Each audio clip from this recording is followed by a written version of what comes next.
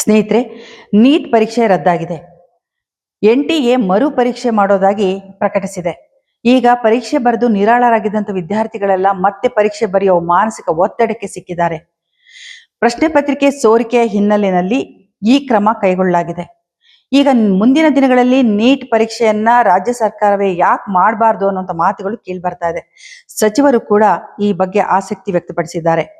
ಇದೆಲ್ಲದರ ಬಗ್ಗೆ ಇವತ್ತಿನ ವಿಡಿಯೋದಲ್ಲಿ ಹೇಳ್ತೀನಿ. ನೀವು ನೋಡ್ತಾ ಇದ್ದೀರಾ ವಾಯ್ಸ್ ಆಫ್ ಪದ್ಮ.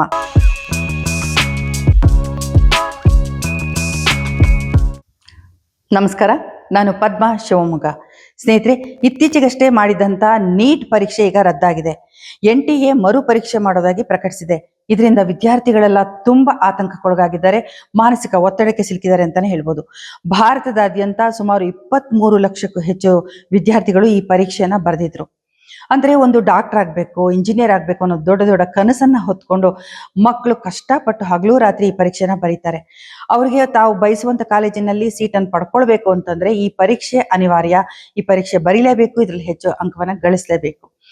ಬಡ ಕುಟುಂಬದ ಮಕ್ಕಳು ಮತ್ತೆ ಮಧ್ಯಮ ವರ್ಗದವರು ತಮ್ಮ ಮಕ್ಕಳನ್ನ ಓದಿಸೋಕ್ಕಾಗಿ, ಅವರ ಭವಿಷ್ಯವನ್ನ ಉಜ್ವಲಾಗಿ ರೂಪಿಸ್ಬೇಕು ಅನ್ನೋಕ್ಕಾಗಿ ಏನೆಲ್ಲ ಕಷ್ಟಪಟ್ಟು ಮಕ್ಕಳಿಗೆ ಈ ಪರೀಕ್ಷೆಗೆ ಕಳಿಸಿರ್ತಾರೆ.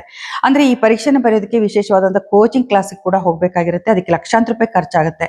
ಆದ್ರೆ ಅಷ್ಟೊಂದು ಹಣ ಇಲ್ಲದೆ ಇರುವಂತ ಪೋಷಕರು ಏನ್ ಮಾಡ್ತಾರೆ, ಮಧ್ಯಮ ವರ್ಗದವರು, ಬಡವರು ತಮ್ಮ ಜಮೀನನ್ನು ಮಾರಿ, ಮನೆ ಮಾರಿ ಅಥವಾ ಒಡವೆಗಳನ್ನ ಮಾರಿ ಮಕ್ಕಳನ್ನ ಕೋಚಿಂಗ್ ಕ್ಲಾಸಿಗೆ ಕಳಿಸ್ತಾರೆ. ಆ ವಿದ್ಯಾರ್ಥಿಗಳು ಕೂಡ ದೊಡ್ಡ ದೊಡ್ಡ ಕನಸನ್ನ ಇಟ್ಟುಕೊಂಡು, ಡಾಕ್ಟರ್ ಆಗೋ ಕನಸನ್ನ ಇಟ್ಟುಕೊಂಡು, ಇಂಜಿನಿಯರ್ ಆಗೋ ಆಸೆನ ಇಟ್ಟುಕೊಂಡು ಈ ಪರೀಕ್ಷೆಗೆ ಕಷ್ಟಪಟ್ಟು ಓದಿ ಬರ್ದಿರ್ತಾರೆ. ಇದೆಲ್ಲ ಆದ್ಮೇಲೆ ಫಲಿತಾಂಶಕ್ಕೆ ಕಾಯೋ ಸಂದರ್ಭದಲ್ಲಿ ಈಗ ಮರು ಪರೀಕ್ಷೆ ಅನ್ನೋ ಮಾತು ಬಂದಿರೋದು ಎಲ್ಲರಿಗೂ ಆತಂಕ ಉಂಟು ಮಾಡಿದೆ. ಅಷ್ಟೇ ಅಲ್ಲ, NTA ಮೇಲೆ ವಿಶ್ವಾಸ ಕೂಡ ಕಡಿಮೆ ಆಗಿದೆ, ನಂಬಿಕೆ ಹೋಗಿದೆ ಅಂತಾನೆ ಹೇಳ್ಬೋದು. ಇದು ಆಗಿದ್ದು ಹೇಗೆ ಅಂತ ಹೇಳ್ತೀನಿ. ಪರೀಕ್ಷೆ ಬರೆದ ನಂತರ, ಪರೀಕ್ಷೆ ಹಿಂದಿನ ದಿನವೇ ಒಂದು ಮಾದರಿ ಪತ್ರಿಕೆ ಅಂತ ಏನು ವಾಟ್ಸಪ್ ಅಲ್ಲಿ ಓಡಾಡ್ತಾ ಇತ್ತು, ಆ ಮಾದರಿ ಪ್ರಶ್ನೆ ಪತ್ರಿಕೆ ಅದನ್ನ ವಿದ್ಯಾರ್ಥಿಗಳು ಪರಿಶೀಲಿಸಿದಾಗ ತಮಗೆ ನೀಡಿದಂತ ಪ್ರಶ್ನೆ ಪತ್ರಿಕೆ, ಏನು ಪರೀಕ್ಷೆಯಲ್ಲಿ ತಾವು ಬರೆದಂತ ಪ್ರಶ್ನೆ ಪತ್ರಿಕೆ ಇದೆಯಲ್ಲ, ಅದಕ್ಕೂ ಇದಕ್ಕೂ ಬಹಳ ಸಾಮ್ಯತೆ ಇದೆ ಅಂತ ಗೊತ್ತಾಗುತ್ತೆ. ಅಂದ್ರೆ ಸುಮಾರು ಜೀವಶಾಸ್ತ್ರ ಮತ್ತು ರಸಾಯನಶಾಸ್ತ್ರದಲ್ಲಿ 150 ಪ್ರಶ್ನೆಗಳಲ್ಲಿ 120 ಪ್ರಶ್ನೆಗಳು ಏನು ಇವರು ಎದುರಿಸಿದ್ರು, ಪರೀಕ್ಷೆನಲ್ಲಿ ಬರೆದಿದ್ರು, ಆ 120 ಪ್ರಶ್ನೆಗಳು ಕೂಡ ಈ ಮಾದರಿ ಪ್ರಶ್ನೆ ಪತ್ರಿಕೆನಲ್ಲಿತ್ತು. ಇದು ಪರೀಕ್ಷೆ ಹಿಂದಿನ ದಿನವೇ ವಾಟ್ಸಪ್ ಅಲ್ಲಿ ಓಡಾಡ್ತಾ ಇತ್ತು. ಅಷ್ಟೇ ಅಲ್ಲ, ಇದೆಲ್ಲದರ ನಂತರ ವಿದ್ಯಾರ್ಥಿಗಳು ತುಂಬಾ ಬೇಸರಗೊಂಡು, ಆಕ್ರೋಶಗೊಂಡು ಪ್ರತಿಭಟನೆಯನ್ನ ಮಾಡಕ್ಕೆ ಶುರು ಮಾಡಿದ್ರು. ಆಗ NTA ಮತ್ತು ಕೇಂದ್ರ ಸರ್ಕಾರ ಒಂದು ನಿರ್ಧಾರಕ್ಕೆ ಬಂದು CBIಗೆ ಇದನ್ನ ವಹಿಸ್ತು. ತನಿಖೆಯನ್ನ ಪ್ರಾರಂಭಿಸಿದ CBIಗೆ ಈಗ ಮಹಾರಾಷ್ಟ್ರದ ನಾಸಿಕ್ನ ಒಬ್ಬ MBBS ಸ್ಟೂಡೆಂಟ್ ಅನ್ನ ಅರೆಸ್ಟ್ ಮಾಡಿದ್ದಾರೆ, ಶುಭಂ ಅಂತ. ಆತ ಈ ಜಾಲದಲ್ಲಿ ಇದ್ದಾನೆ ಅನ್ನೋದು ಪತ್ತೆ ಆಗಿದೆ. ಅಂದ್ರೆ ಇದು ರಾಜಸ್ಥಾನದಲ್ಲಿ ಮೊದಲು ಪತ್ತೆ ಆಯಿತು. ಅದಾದ ನಂತರ ಈಗ ತನಿಖೆಯಿಂದ ಗೊತ್ತಾಗ್ತಿರೋದು ಏನು ಅಂತಂದ್ರೆ, ಹರಿಯಾಣ ಮತ್ತೆ ಕೇರಳ, ಬಿಹಾರ, ಉತ್ತರಾಖಂಡ, ಈ ಎಲ್ಲ ರಾಜಸ್ಥಾನ, ಎಲ್ಲ ರಾಜ್ಯಗಳಿಗೆ ಅದು ವ್ಯಾಪಿಸಿದೆ ಅಂತ. ಅಂದ್ರೆ ಇದು ಒಂದು ದೊಡ್ಡ ಮಾಫಿಯಾ ಆಗಿ ಪರಿವರ್ತನೆ ಆಗಿದೆ, ದೊಡ್ಡ ಜಾಲ ದಂಧೆ ಆಗಿ ಇದು ಪರಿವರ್ತನೆ ಆಗಿದೆ. ಇದು ಮೊದಲೇ ಸಾರಿ ಎಲ್ಲ ಕ್ವಶನ್ ಪೇಪರ್ ಲೀಕ್ ಆಗ್ತಾ ಇರೋದು. ಕಳೆದ ಬಾರಿ ಕೂಡ ಕ್ವಶನ್ ಪೇಪರ್ ಲೀಕ್ ಆಗಿತ್ತು. ಗುಜರಾತ್ ನಲ್ಲಿ ಪತ್ತೆ ಆಗಿತ್ತು. ಸುಮಾರು 13 ಜನನ ಅರೆಸ್ಟ್ ಮಾಡಿದ್ರು. ಅದಾದ ನಂತರ ಕೂಡ ಅರೆಸ್ಟ್ ಮಾಡಿದವರೆಲ್ಲ ಹೊರಗಡೆ ಬಂದ್ರು.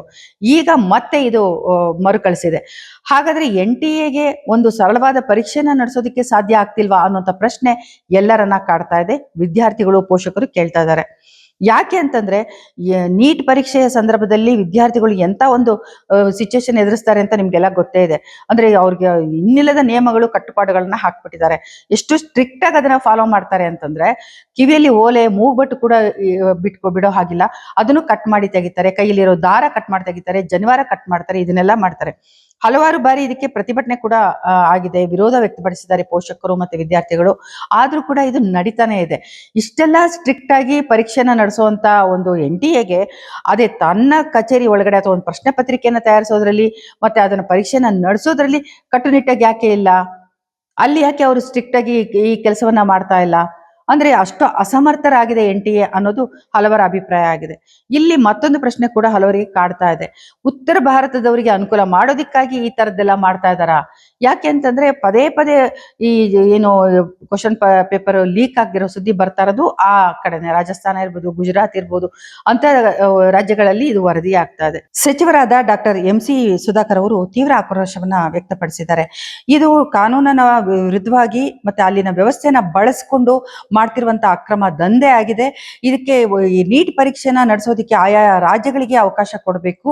ಇಲ್ಲಿ ಯಾವುದೇ ರೀತಿಯ ಒಂದು ಅಕ್ರಮ ನಡೆಯೋದಕ್ಕೆ ಅವಕಾಶ ಇರಬಾರ್ದು ಅಂತ ಅವರು ಹೇಳಿದ್ದಾರೆ. ಅಷ್ಟೇ ಅಲ್ಲ, ಈಗ 2023ರಿಂದ ರಾಜ್ಯ ಸರ್ಕಾರ ಒಂದು ತೀರ್ಮಾನಕ್ಕೆ ಬಂದು ಮೆಡಿಕಲ್ ಮತ್ತೆ ಇಂಜಿನಿಯರಿಂಗ್ ಕಾಲೇಜುಗಳಿಗೆ ಕೌನ್ಸಿಲಿಂಗ್ ಅನ್ನ ಏಕಕಾಲದಲ್ಲಿ ನಡೆಸೋ ಹಾಗೆ ಒಂದು ವ್ಯವಸ್ಥೆಯನ್ನ ಮಾಡಿತ್ತು. ಆದ್ರೆ ಈಗ ಇದು ಪರೀಕ್ಷೆ ಮತ್ತೆ ರದ್ದಾಗಿ ಮತ್ತೆ ಮರುಪರೀಕ್ಷೆ ಮಾಡಿ ಫಲಿತಾಂಶ ಬರೋದಕ್ಕೆ ಸಮಯ ತಗೊಳ್ಳೋದ್ರಿಂದ ಬಹಳ ಸಮಸ್ಯೆ ಆಗ್ತಾ ಇದೆ. ಈಗಾಗಲೇ ನಾವು ಇಂಜಿನಿಯರಿಂಗ್ ಕಾಲೇಜಿನ ಕಮಿಟಿಗಳ ಜೊತೆ ಮಾತಾಡಿದೀವಿ.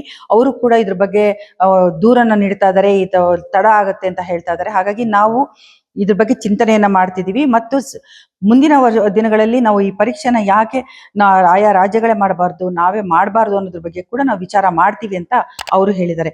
ಅಷ್ಟೇ ಅಲ್ಲ, ವೈದ್ಯಕೀಯ ಶಿಕ್ಷಣ ಸಚಿವರಾದಂತಹ ಶರಣ ಪಾಟೀಲ್ ಅವರು ಕೂಡ ಇದ್ರ ಬಗ್ಗೆ ತುಂಬಾ ಬೇಸರವನ್ನು ವ್ಯಕ್ತಪಡಿಸಿದ್ದಾರೆ. ನೋಡಿ, 4-5 ವರ್ಷಗಳಿಂದ ಈ ತರದ ಅಕ್ರಮ ನಡೀತಾನೆ ಇದೆ, ಪದೇ ಪದೇ ಇದು ವರದಿ ಆಗ್ತಿದೆ.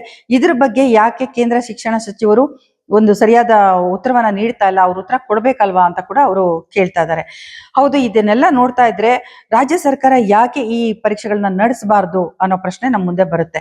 ನಿಜಾನೇ. ಆದ್ರೆ ಇದಕ್ಕೆ ಹಲವು ವರ್ಷಗಳಿಂದ ಕರ್ನಾಟಕ, ಪಶ್ಚಿಮ ಬಂಗಾಳ ಮತ್ತು ಕೇರಳ ಮತ್ತೆ ತಮಿಳುನಾಡು ಒತ್ತಡವನ್ನ ಹೇರ್ತಾನೆ ಇದೆ. ಆದ್ರೆ ಕೇಂದ್ರ ಸರ್ಕಾರ ಇದಕ್ಕೆ ಒಪ್ಕೊಂಡಿಲ್ಲ. ತಮಿಳುನಾಡು ಸರ್ಕಾರ MK ಸ್ಟಾಲಿನ್ ನೇತೃತ್ವದಲ್ಲಿ ವಿಧಾನಸಭಾ ಅಧಿವೇಶನದ ಸಂದರ್ಭದಲ್ಲಿ ಈ ಬಗ್ಗೆ ನೀಟ್ ಪರೀಕ್ಷೆನ ನಾವು ಹೊರಗಿಡಬೇಕು, ಕೇಂದ್ರ ಸರ್ಕಾರ ಇದನ್ನ ನಡೆಸಬಾರ್ದು ಅಂತ ಹೇಳಿ ರಾಜ್ಯ ಸರ್ಕಾರನೇ ನಡೆಸೋದ್ರ ಬಗ್ಗೆ ಒಂದು ಮಸೂದೆಯನ್ನ ಮಂಡಿಸಿ ಅಂಗೀಕಾರವನ್ನು ಪಡ್ಕೊಳ್ಳುತ್ತೆ. ಇದೆಲ್ಲ ಆದ್ಮೇಲೆ ಕೇಂದ್ರ ಸರ್ಕಾರ ಮತ್ತು ರಾಜ್ಯಪಾಲರು ಏನ್ ಮಾಡ್ತಾರೆ, ಇದಕ್ಕೆ ಒಪ್ಪಿಗೆನ ನೀಡೋದಿಲ್ಲ. ಹಾಗಾಗಿ ಅದು ಆಗೋದೇ ಇಲ್ಲ. ಅದಾದ್ಮೇಲೆ ಮತ್ತೆ ತಮಿಳುನಾಡು ಸರ್ಕಾರ ಏನ್ ಮಾಡುತ್ತೆ ಅಂತಂದ್ರೆ, ಎಲ್ಲ ಪಕ್ಷದವರನ್ನ ಸೇರಿಸ್ಬಿಟ್ಟು ಒಂದು ಸಭೆಯನ್ನ ಮಾಡಿಬಿಟ್ಟು ನ್ಯಾಯಮೂರ್ತಿಗಳಾದ AK ರಾಜನ್ ಅವರ ನೇತೃತ್ವದಲ್ಲಿ ಒಂದು ಸಮಿತಿಯನ್ನ ರಚಿಸ್ತಾರೆ. ಈ ಸಮಿತಿ ಕೆಲವು ಏನಂತಂದ್ರೆ, ಈ ನೀಟ್ ಪರೀಕ್ಷೆಗಳು ಅಥವಾ ಪ್ರವೇಶ ಪರೀಕ್ಷೆಗಳು ಏನಿದೆಯಲ್ಲ, ಇವುಗಳ ಅನುಕೂಲ ಅನಾನುಕೂಲಗಳನ್ನೆಲ್ಲ ಪರಿಶೀಲಿಸ್ಬಿಟ್ಟು ಒಂದು ವರದಿಯನ್ನ ನೀಡುತ್ತೆ. ಅದ್ರ ಪ್ರಕಾರ ಕೊನೆಗೆ ಇವರು ಕೇಂದ್ರ ಸರ್ಕಾರ, ರಾಜ್ಯಪಾಲರು ಯಾವಾಗ ಒಪ್ಕೊಳ್ಳೋದಿಲ್ವೋ ನೀಟ್ ಪರೀಕ್ಷೆನ ರಾಜ್ಯ ಸರ್ಕಾರವೇ ನಡೆಸೋದಿಕ್ಕೆ, ಆಗ ಇವರೊಂದು ತೀರ್ಮಾನಕ್ಕೆ ಬರ್ತಾರೆ. ಅದ್ರ ಪ್ರಕಾರ ಗ್ರಾಮೀಣ ಭಾಗದಲ್ಲಿ ಇರುವಂತ ವಿದ್ಯಾರ್ಥಿಗಳು ಮತ್ತೆ ಸರ್ಕಾರಿ ಶಾಲೆಯಲ್ಲಿ ಓದಿದಂತ ವಿದ್ಯಾರ್ಥಿಗಳಿಗೆ ವೈದ್ಯಕೀಯ ಸೀಟಿನಲ್ಲಿ 7.5% ಸೀಟನ್ನ ಮೀಸಲಾತಿ ಕೊಡ್ತಾರೆ. ಹಾಗೇನೆ ಬಡ ಮಕ್ಕಳಿಗಾಗಿ ಉಚಿತ ನೀಟ್ ಕೋಚಿಂಗ್ ಸೆಂಟರ್ಗಳನ್ನ ಶುರು ಮಾಡ್ತಾರೆ. ಇದೆಲ್ಲ ಪ್ರಯತ್ನಗಳ ನಂತರನೂ ಕೂಡ ಅವರು ಮತ್ತೆ ರಾಜ್ಯ ಸರ್ಕಾರನೇ ಇದನ್ನ ನಡೆಸಬೇಕು ನೀಟ್ ಪರೀಕ್ಷೆಯನ್ನ ಅಂತೇಳಿ ಕೇಂದ್ರ ಸರ್ಕಾರಕ್ಕೆ ಮನವಿ ಸಲ್ಲಿಸ್ತಾನೆ ಇದ್ದಾರೆ, ಅನುಮತಿ ಕೇಳ್ತಾನೆ ಇದ್ದಾರೆ. ಆದ್ರೆ ಇದುವರೆಗೆ ಸಿಕ್ಕಿಲ್ಲ.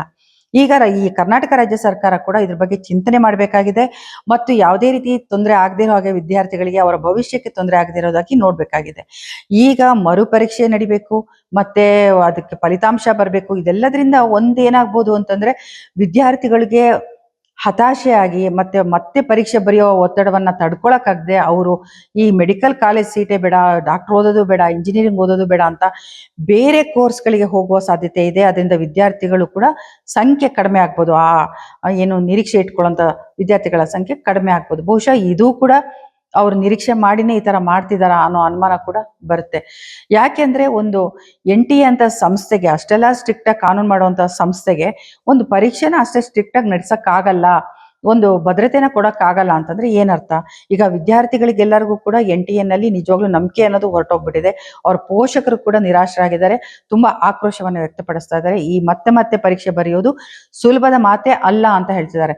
NTA ಏನ್ ಹೇಳ್ತಾ ಇದೆ, ನೀವು ಶುಲ್ಕ ಕಟ್ಟೋದು ಬೇಡ, ಪರೀಕ್ಷೆ ದಿನಾಂಕ ಹೇಳ್ತೀವಿ, ನೀವು ಪರೀಕ್ಷೆ ಬರೀರಿ ಸಾಕು ಅಂತ ಹೇಳ್ತಾ ಇದೆ. ಇನ್ನು 7ರಿಂದ 10 ದಿನಗಳೊಳಗಡೆ ಮರು ಪರೀಕ್ಷೆ ನಡೆಯುವ ಸಾಧ್ಯತೆ ಇದೆ. ಒಂದು ವರದಿಯ ಪ್ರಕಾರ ಇದುವರೆಗೆ ಸುಮಾರು 10 ವರ್ಷಗಳಲ್ಲಿ ನಡೆದಿರುವಂತ ವಿವಿಧ ಸ್ಪರ್ಧಾತ್ಮಕ ಪರೀಕ್ಷೆಗಳಲ್ಲಿ 65ಕ್ಕೂ ಹೆಚ್ಚು ಬಾರಿ ಈ ತರದ ಅಕ್ರಮಗಳು ನಡೆದಿದೆ. ಅಂದ್ರೆ ಅದು ಕ್ವಶನ್ ಪೇಪರ್ ಲೀಕ್ ಇರ್ಬೋದು, ಬೇರೆ ರೀತಿಯ ಒಂದು ಅಕ್ರಮ ನಡೆದಿರೋದು ವರದಿಯಾಗಿದೆ ಅಂತ ಗೊತ್ತಾಗ್ತಾ ಇದೆ. ಇದನ್ನೆಲ್ಲ ನೋಡಿದಾಗ ಒಂದು ವಿದ್ಯಾರ್ಥಿಗಳ ಭವಿಷ್ಯದ ಜೊತೆಯಲ್ಲಿ ಇವರು ಚೆಲ್ಲಾಟ ಆಡ್ತಿದಾರಾ ಅಂತ ಕೂಡ ಅನ್ಸತ್ತೆ. ಈಗಾಗಲೇ ವಿದ್ಯಾರ್ಥಿಗಳಿಗೆ ಮತ್ತೆ ಪೋಷಕರಿಗೆ NTA ಮೇಲೆ ನಂಬಿಕೆ ಹೊರಟೋಗಿದೆ. ಹಾಗಾಗಿ ರಾಜ್ಯ ಸರ್ಕಾರ ಕೂಡ ಇದನ್ನ ಗಂಭೀರವಾಗಿ ಪರಿಗಣಿಸ್ಬಿಟ್ಟು ನೀಟ್ ಪರೀಕ್ಷೆನ ರಾಜ್ಯ ಸರ್ಕಾರವೇ ನಡೆಸೋ ಹಾಗೆ ಕ್ರಮ ಕೈಗೊಳ್ಳುತ್ತಾ ಅನ್ನೋದನ್ನ ನಾವು ಕಾದ್ ನೋಡ್ಬೇಕಾಗಿದೆ. ಸ್ನೇಹಿತರೆ, ನೀವು ನೋಡ್ತಿದ್ದೀರಾ ವಾಯ್ಸ್ ಆಫ್ ಪದ್ಮ. ನಾನು ಮತ್ತೆ ಭೇಟಿ ಆಗ್ತೀನಿ. ನಿಮ್ಮ ಅಭಿಪ್ರಾಯವನ್ನ ನಮಗೆ ಕಾಮೆಂಟ್ ಬಾಕ್ಸಲ್ಲಿ ತಿಳಿಸಿ. ನಿಮ್ಗೆ ಇಷ್ಟ ಆದ್ರೆ ವಿಡಿಯೋಗಳು ಸಬ್ಸ್ಕ್ರೈಬ್ ಮಾಡಿ, ಶೇರ್ ಮಾಡಿ. ಎಲ್ರಿಗೂ ಒಳ್ಳೇದಾಗ್ಲಿ.